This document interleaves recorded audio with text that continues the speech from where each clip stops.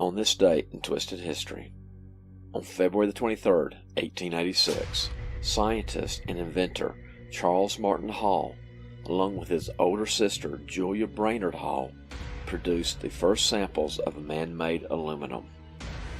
Aluminum is the most abundant metal found throughout the world, but it wasn't until that point that it could be used as a metal, as it was always bonded with other elements to form compounds.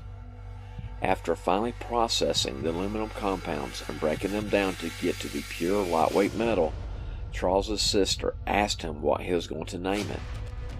He said he liked the sound of aluminum.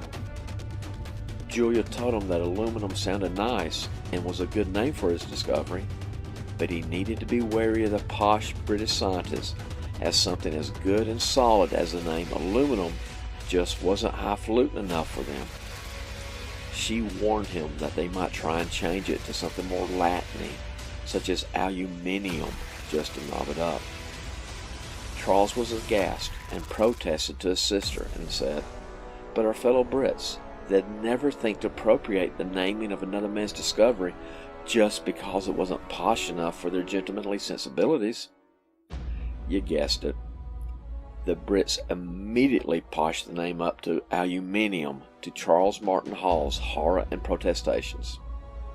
While across the Atlantic, the Americans took Charles aside and said, "Nope, not going to do it.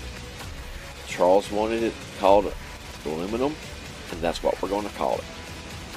If John Wayne had been born yet, he would have been proud. Twisted History has no calories and is gluten-free, so feel free to indulge yourself.